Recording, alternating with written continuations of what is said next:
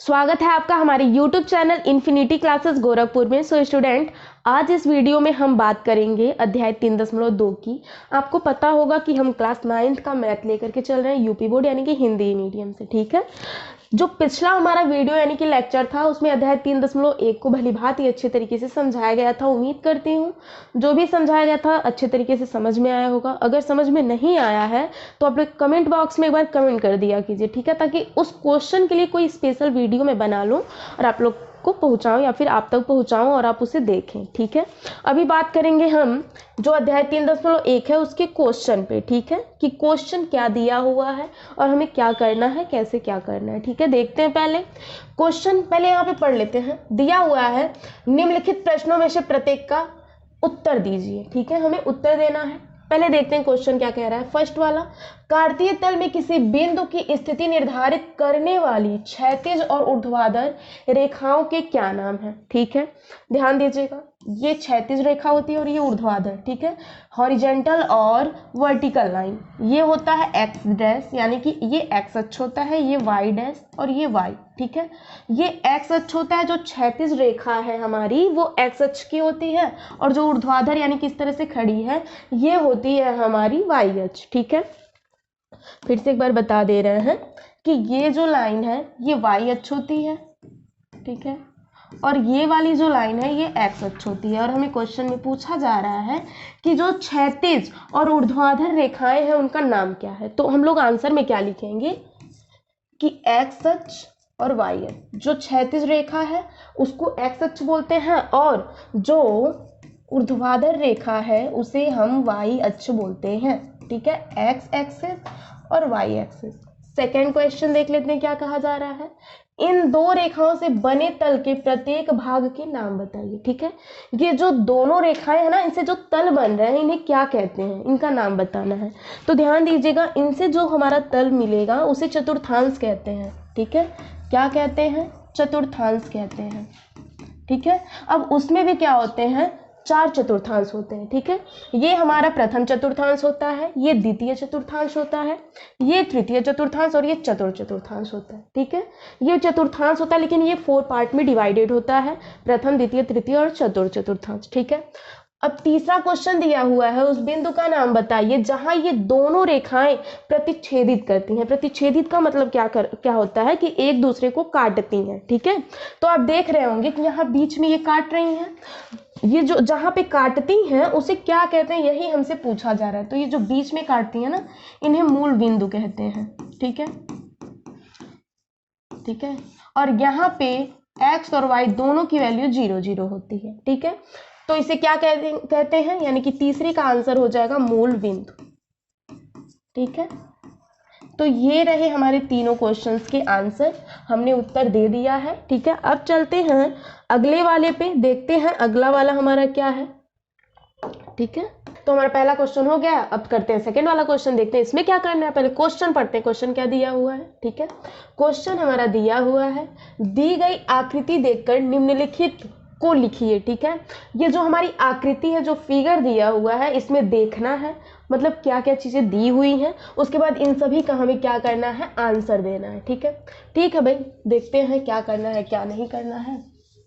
आते हैं पहले वाले पे, आते हैं निर्देशांक क्या होता है। जो इंट्रोडक्शन वीडियो पढ़ा है उसमें निर्देशांक क्या होते हैं अच्छे तरीके से बताया गया है। अभी के लिए बता दें, जो एक्स और वाई होते हैं यही हमारे निर्देशांक होते हैं। ठीक है, अब आते हैं, पूछा जा रहा है कि बी के निर्देशांक बताइए। चलिए भाई बी के निर्देशांक देखते हैं। बी हमारा यहाँ पे है। ठीक है, दिख रहा होगा कि बी यहाँ पे है। देखा जाए तो ये हमारा एक्स अक्ष है और ये वाई अक्ष है। ठीक है, बी एक्स पे कितना चल रहा है, 2 चल रहा है, और वाई पे कितना चल रहा है, -5 चल रहा है। तो बी का निर्देशांक क्या होगा, आंसर में हम लोग लिखेंगे जो बी का निर्देशांक है हमारा, ऑप्शन में आंसर में हम लोग लिखेंगे एक्स पहले रहता है तो पहले आ जाएगा 2 और फिर आ जाएगा -5। ठीक है, अब आ जाते हैं अगले वाले पे। अगला वाला पूछा जा रहा है कि सी के निर्देशांक बता दीजिए।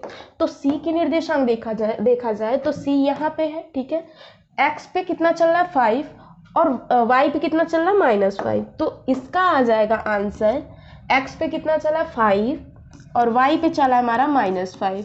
ठीक है, तो ये हो जाएंगे इसके निर्देशांक, ये फर्स्ट वाले का है और ये सेकंड वाले का। अब थर्ड वाले का देखते हैं भाई इनकी क्या कंडीशन है। तो पूछा जा रहा कि -3 और -5 द्वारा पहचाना गया बिंदु लिखिए या बताइए।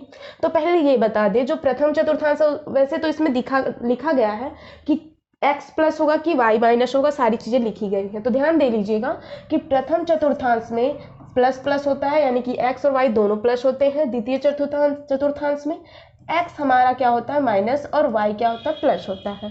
और इसमें क्या होता है, दोनों माइनस होते हैं, x और y दोनों माइनस होते हैं।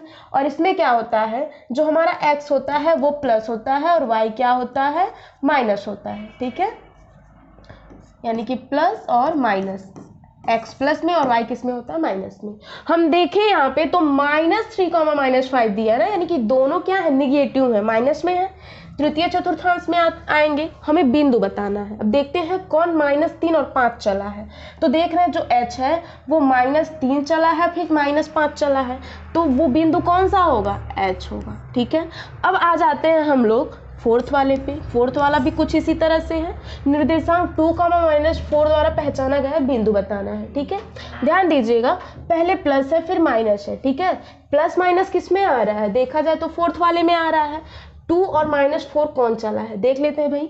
देखा जाए तो यहाँ पे जो g है, ठीक है, ये 2 चला है और चला है क्या -4। ठीक है, तो यहाँ पे क्या लिख देंगे हम g, यानी कि जो बिंदु होगा हमारा g होगा।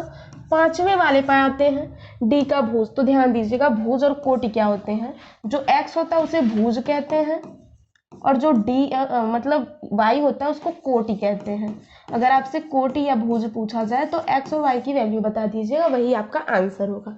ध्यान दीजिएगा अब d का भुज देखते हैं। पहले देखते हैं d हमारा है कहाँ।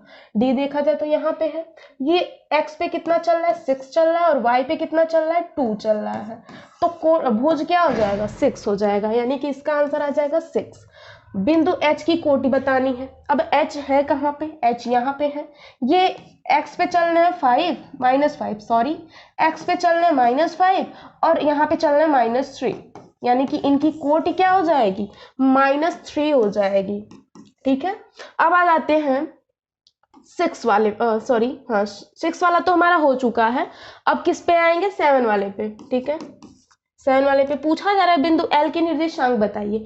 पहले देखते हैं कि L है कहाँ पे। देखा जाए तो L यहाँ पे स्थित है। ठीक है, क्या है ये x पे 0 चला है, मूल बिंदु 0,0 होता है, x पे 0 चला है और y पे 5, यानी कि हो जाएगा 0,5, ये होंगे इसके निर्देशांक।